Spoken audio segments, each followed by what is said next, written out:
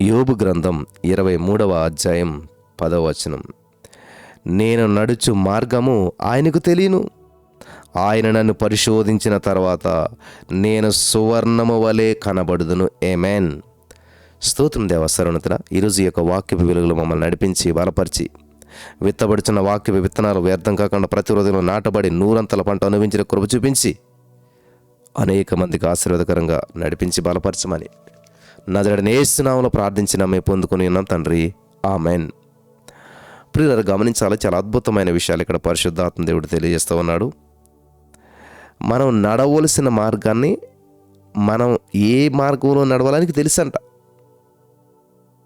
కాబట్టి ఈ లోకంలో ఎదురయ్యే శ్రమలు, బాధలు, ఇబ్బందులు ఏవైనా సరే మనల్ని మరింత ప్రకాశవంతం చేయాలి. ఆమేన్. మనకు వచ్చేటువంటి చిన్న చిన్న కష్టాలకే బెంబేలు పడిపోతుంటుంటాం.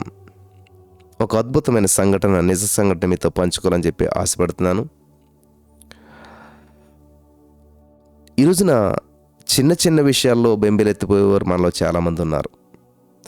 చిన్న సమస్య వచ్చి పడినా, లేకపోతే వివాహ విషయంలో ఆలస్యమైన, ఉద్యోగ విషయంలో ఆలస్యమైన, గర్భఫలం విషయంలో ఆలస్యమైన, ఇలాగా అనుకున్న సమయానికి అనుకున్నట్టు జరగకపోతే బెంబేలు పడిపోతుంటారు. కానీ రేచెల్ గారి యొక్క కథ విన్నట్లయితే మనకు వచ్చే కష్టాలకు బాధపడటం, భయపడటం, విచారించటం అర్ధరహితమని చెప్పి మనకు అనిపిస్తుంది. ఎవరి రేచెల్ అంటే చూద్దామా? సహోదరి రేచెల్ గురించి. రేచెల్కి 3 నెలల వయసు ఉన్నప్పుడే ఆమె కంటికి క్యాన్సర్ వచ్చింది. 3 నెలల వయసు, చిన్నతనంలో 3 నెలల వయసు ఉన్నప్పుడే ఐ క్యాన్సర్, కంటికి క్యాన్సర్ వచ్చింది. దీన్ని ఇంగ్లీష్లో మరి రెటినా బ్లాస్టోమా అంటారన్నమాట. ఆ యొక్క కంటి క్యాన్సర్ ఎప్పుడైతే వచ్చిందో ఆ కంటిని ఆపరేషన్ చేసి తీసేయాలి, ఆ కంటికి ఆపరేషన్ చేసేయాలి, ఆ కన్నుగుడ్డును తొలగించేసేయాలి, అసలు కన్నుని తీసేసేయాలి డాక్టర్లు చెప్పారన్నమాట. అలా తీయకపోతే 2వ కంటికి కూడా క్యాన్సర్ వ్యాపించేస్తుంది అని చెప్పి డాక్టర్లు చెప్తే ఆమె తల్లి హృదయం ఎంతో తల్లడిల్లిపోయింది.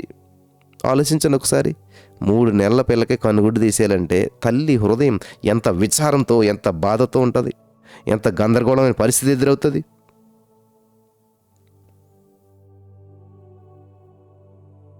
కానీ తప్పని పరిస్థితి. తల్లి ఓకే చెప్పింది. రేచెల్ హాస్పిటల్ థియేటర్కి తీసుకెళ్లారు, ఆపరేషన్ చేశారు, ఆ చిన్న కంటిని తీసివేశారు. ఆమె చిన్న కన్నుగుడ్డును, ఆ కంటిని మొత్తం తీసేశారు.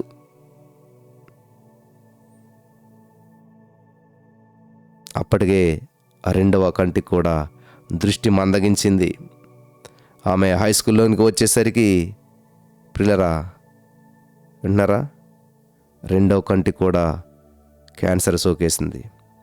ఎడమ కంటిని కూడా తీసేశారు. కుడి కంటి నుంచి ఎడమ కంటికి ఎలాగైతే వచ్చేసింది, 2వ కన్ను కూడా తీసేశారు. వింటున్నారా ప్రియులారా? 8వ తరగతికి వచ్చేసరికి వింటున్నారా, అప్పటికే 2 కళ్ళు పోయాయి. తర్వాత కొంతకాలానికి షుగర్ వ్యాధి వచ్చేసింది, మధుమేహం వచ్చేసింది.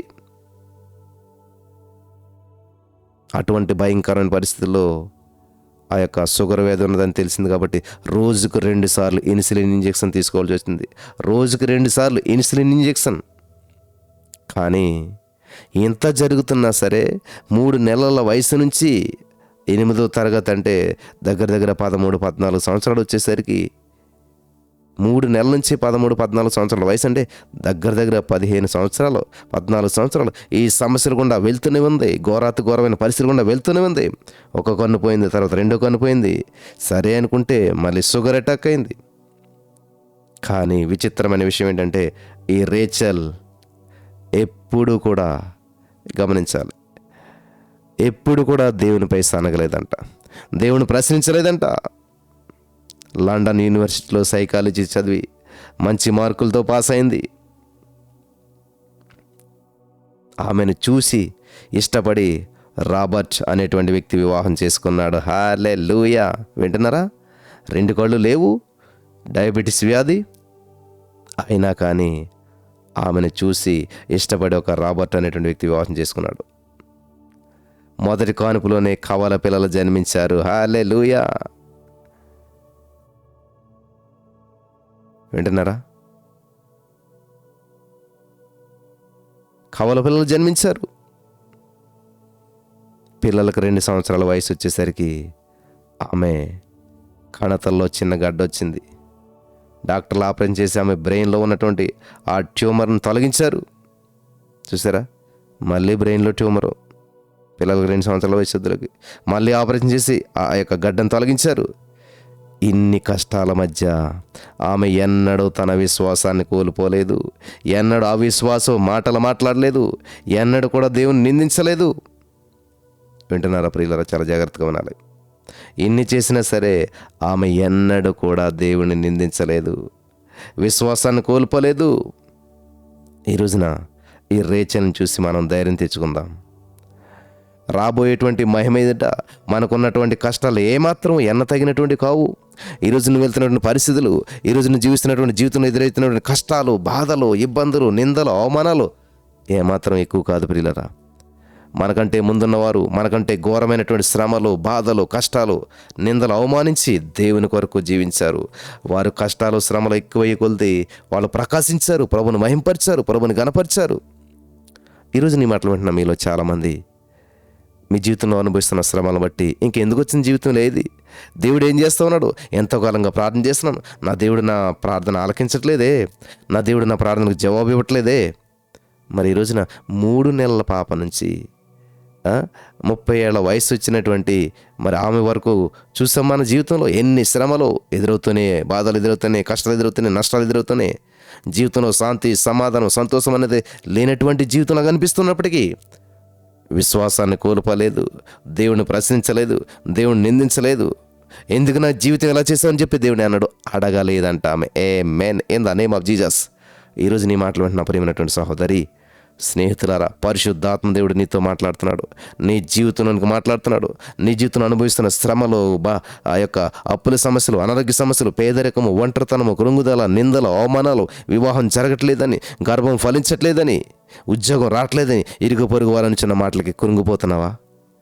నీ జీవితంలో ఇంకా నాకు ఎందుకు వచ్చింది జీవితం, అందరు ఇలాగంటున్నారే ఏంటి, ఏమి జరగట్లేదని చెప్పి విశ్వాసాన్ని కోల్పోతున్నావా? ప్రభును ప్రశ్నిస్తున్నావా? అయితే ఈ రోజున పరిశుద్ధాత్మ దేవుడు నీతోటే రేచల్ గారి జీవితాన్ని చూడు ఒకసారి అని చెప్తున్నాడు. రేచల్ జీవితాన్ని చూడు. రేచల్ జీవితంలో ఎటువంటి శ్రమలు ఎదురవయో, రేచల్ జీవితంలో ఎటువంటి బంధకాలు ఎదురవయో వాటన్నిటినీ ఆమె ఎలా ఎదుర్కొంది. ఎన్నడూ దేవుని ప్రశ్నించలేదు, ఎన్నడూ విశ్వాసాన్ని తోలనాడలేదు, ఎన్నడూ అవిశ్వాసపు మరి నీడలో ఆమెను అలుముకోలేదు. ఎప్పుడు కూడా విశ్వాసంతో వెలుగుతూ వచ్చింది. ఈ రోజున ఈ మాటలు వింటున్నా నా ప్రియమైనటువంటి సహోదరి, స్నేహితులారా, నీ విశ్వాసంలో వర్ధిల్లిచి ఉండాలి, అన్ని విషయాల్లో వర్ధిల్లిచి ఉండాలి. పరిశుద్ధాత్మ దేవుడు నీకు అటువంటి కృప చూపించి నడిపించి బలపరచును గాక. ఆమేన్.